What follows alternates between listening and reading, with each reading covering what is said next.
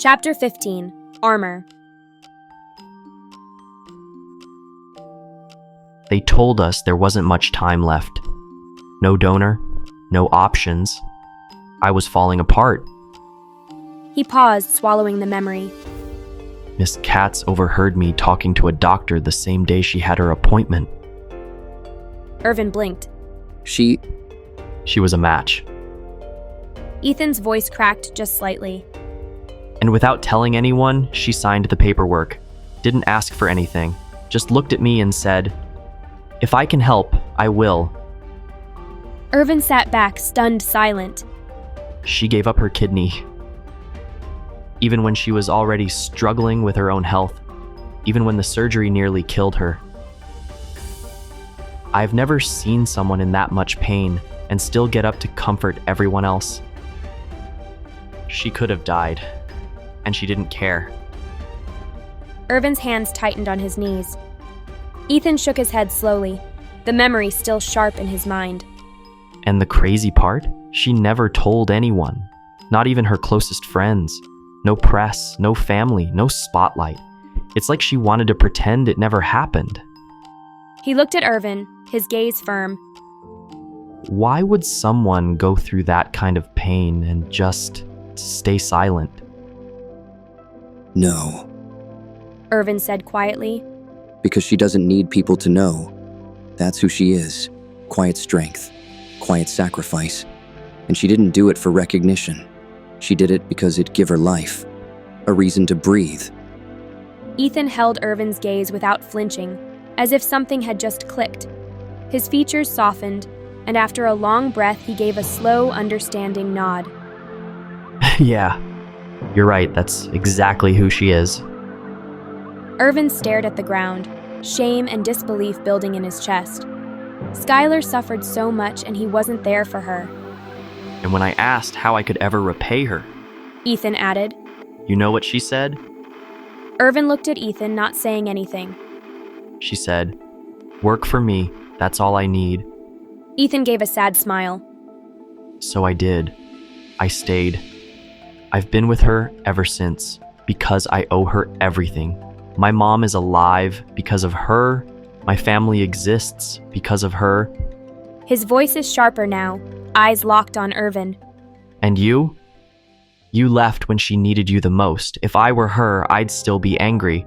But that's not what she wants from you. Not pity, not guilt. Irvin stayed silent. She always said everything happens for a reason. It wasn't all your fault, and it wasn't hers either. Life just pulled you apart. But if you want to be by her side now, you need to understand what that actually means. He paused, then added with quiet conviction. She's not broken. She's a warrior. And of course you know that. But get this, you don't get to walk back in unless you're strong enough to carry her story with you. Irvin stood still. His breath caught in his chest as the realization hit him like a wave. He gets it now. Not just the pain Skylar had endured, but the strength it took to still be standing. The quiet resilience she wore like armor. The way she kept showing up for people, even when no one was showing up for her. He saw the years she had lived without him, not as empty or passive, but fought for, survived. She wasn't shutting him out because she didn't care. She was shutting him out because the pain was too deep, too raw, and she didn't want him to see it. Not because she didn't want him close, but because she did. Because she wanted him as a lover, not a witness to her wounds. She wanted to hold on to what they had now, without dragging him through the darkness she had fought so hard to bury. And if he truly wanted to stand beside her, it wasn't about asking for forgiveness. It was about earning the right to hold her story. Carry it with her, not out of guilt, but out of love that finally understood what it was made of. He understands, but now she needs to understand him. Strong. No doubt about that. Irvin said. But I'm not the kind of man who pretends not to see the cracks beneath the surface. I won't stand by and ignore her pain. Not when I see it written all over her, even when she's trying so hard to hide it. Ethan looked at Irvin and couldn't help but smile. You know, Director, I used to think I understood Miss Katz better than anyone. I thought being by her side meant I knew her. He paused, studying Irvin with something close to awe. But then you walked back into her life like you'd never left. You knew where she kept her meds. You knew her routine, her lifestyle, things most people had to learn the hard way. You didn't live with her, and still, you knew. And the way you talked about her tonight, you even made me understand her better. Ethan shook his head. I used to wonder why she couldn't let you go. Why, even when she tried to hate you, it never stuck. But now I get it, because you've always been a part of her, and she's always been a part of you. That kind of connection? That's not something you just walk away from. For the first time in a long while, something inside Irvin settled. The storm of guilt, uncertainty, and aching hope stilled, just a little. He let out a breath, almost a laugh. Ethan, Yes, Director? Irvin gave a rare, grateful smile. thank you. Ethan shrugged like it wasn't a big deal. You're welcome. Irvin eyed him for a moment, something playful flickering in his expression. You know, if I didn't know better, I would have been jealous of how much time you and Skylar spend together. Ethan blinked, surprised. Wait, you knew? Irvin nodded, chuckling softly. My assistant Steven's been noticing your name in her calendar for a while. Kept asking if he should be worried. Also, he may or may not have a thing for you. Ethan groaned, rubbing the back of his neck. Oh, great. Seriously? Irvin raised an eyebrow, teasing. Not your type? He's bi. Ethan muttered, half defensive, half awkward. I'm, loyal. Irvin tilted his head, amused. And what does loyalty have to do with someone's sexuality? I don't know. Nothing, I guess. I just mean, I'm clear about what I want. No confusion. Irvin let out a full laugh, the tension easing between them. Ethan grumbled, looking away. I walked right into that one, didn't I? Absolutely. And for what it's worth, you've earned my respect. Ethan smiled despite himself. Guess that makes two of us who know her in our own way, huh? Irvin nodded, this time with quiet certainty. Yeah, but only me is meant to stay. Skylar's phone lit up on her desk, the name Irvin glowing across the screen. Her heart skipped before she could stop it, a flutter of something she didn't want to name. A smile nearly tugged at her lips. But she caught it, pushed it down, and schooled her expression into something neutral. She picked up the phone, bringing it to her ear with practiced calm. "Hey," she said, her voice light, casual, like his name hadn't just made her stomach flip. "What's up?" Hello, Sky. I have updates on the script. Can we meet later today? Skylar blinked, caught off guard. Of course, it's about work. Why would Irvin call her for anything else? It's your script. You can change whatever you want, Skylar said, leaning back in her chair. My story is just a reference. There was a pause on the other end. Then Irvin's voice came through, low but firm. No, it's your story, Skylar, and I want to get it right. The conviction in his tone caught her off guard. She straightened, brows knitting. There's this one scene. I need you to look at it with me. Today. There was weight behind his words, not just about the scene, and Skylar felt it, even through the line. She stared out the window, quiet for a moment. Where? She asked finally.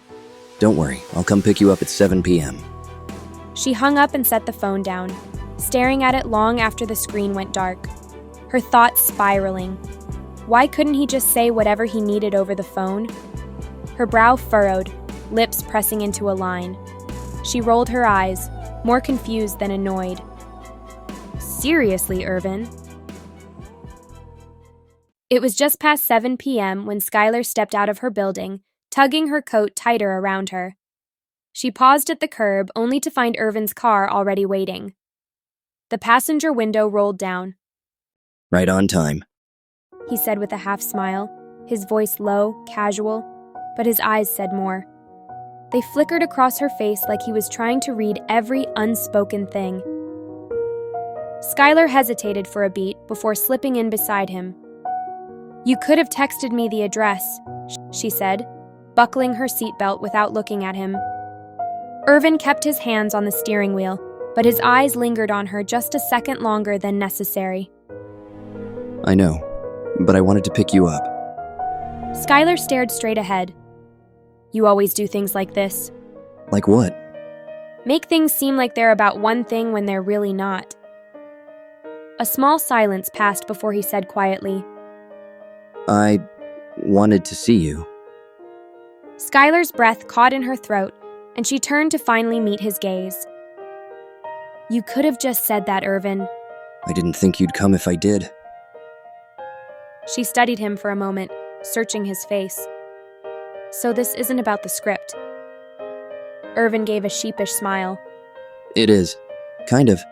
I want to go over a scene with you, but... yeah. I also just wanted to talk. Outside of all the mess. Just you and me. Skylar exhaled slowly, her shoulders softening just a little.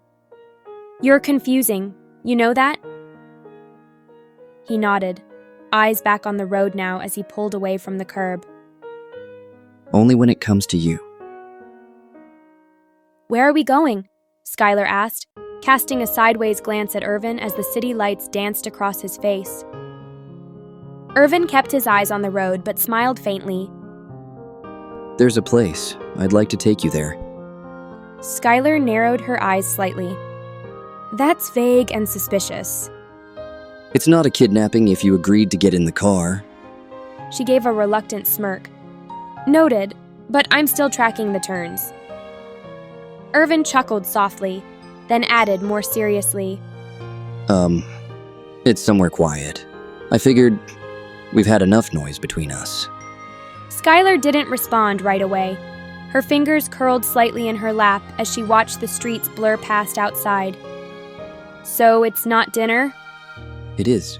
You'll like it, I promise. They drove in silence for a few minutes, tension settling into something gentler, unspoken questions hanging between them like fog on the windshield. Soon, the busy city faded behind them, and they drove down a quiet road surrounded by trees and soft lights from cozy cafes and old houses. Irvin turned into a small hidden spot, where a single table waited under a canopy of twinkling fairy lights. Skylar stared in awe. "You did this?" Irvin got out and opened her door. Well, I made a call, but I remembered this place. We came here once, years ago. You said it felt like the world stopped spinning here. Skylar stepped out. "I didn't think you remembered." I never forgot. Not a single thing. The moment lingered in the air, thick with memory and a kind of grief that tasted almost sweet.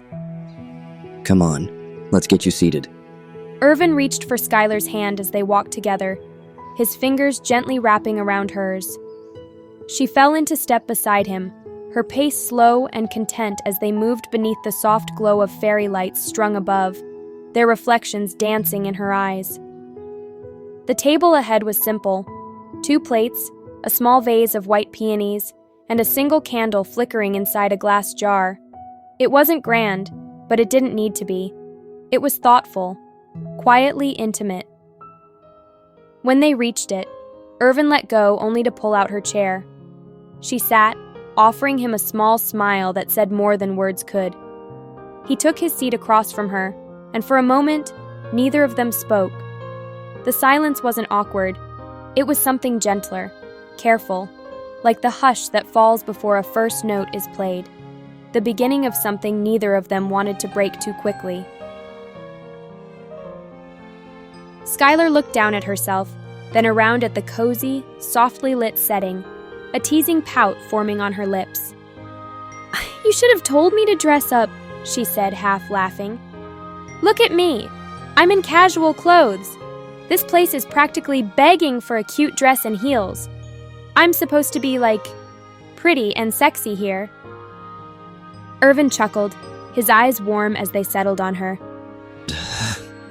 That's for next time. Besides, I didn't dress up either. I didn't even know if you'd say yes. Honestly, just getting you to come out with me tonight, that's the real win. Skylar smirked, shaking her head. You're lucky I like fairy lights. Irvin leaned back with a smile. I'm lucky you showed up at all. The waiter approached with practiced grace, pouring champagne into their glasses before slipping away without a word. Skylar swirled her drink slightly, eyes scanning the glowing ambiance around them. So, she said, raising an eyebrow playfully, now that we're here, what scene did you want to go over? Irvin nodded, settling back in his chair as his thoughts clicked into gear. It's the one where the lead girl lets the guy back into her life. We were about to rehearse it before everything got interrupted. I think she should hesitate. Hold back a little. Don't accept him right away. Skylar tilted her head, slipping into her creative zone. But Irvin, wouldn't the audience hate that? They're gonna scream at the screen like, ugh, why is she so stubborn? The guy's been through hell. His life is tragic. Irvin gave a knowing nod. Yeah, I get that. But pain isn't an excuse, Sky. The truth is, this guy, he's still a mess. He doesn't know what he wants. And until he figures that out, the girl shouldn't just open the door to him again. That's the whole point.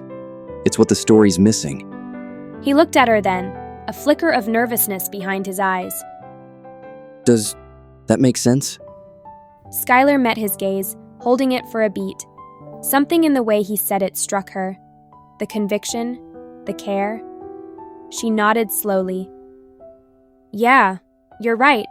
I didn't see it that way at first, but now, it clicks. Go ahead, switch it.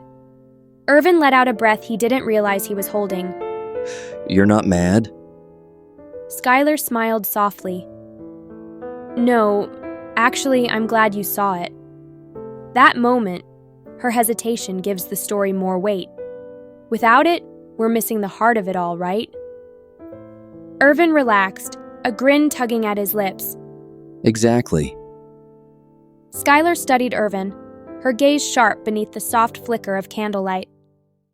Is that what this is about? She asked, voice steady but probing. You brought up that scene because you don't want us to get back together yet. Is that it? Irvin's eyes flicked up to hers, caught off guard. Sky, no, that scene's about them. What we have, it's different. Is it? Because sometimes it feels like you're here, but you're not sure if you want to be here. Are you confused about me? Irvin leaned forward.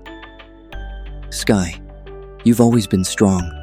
So strong that you thought staying silent was how you protected yourself. You wear silence like armor.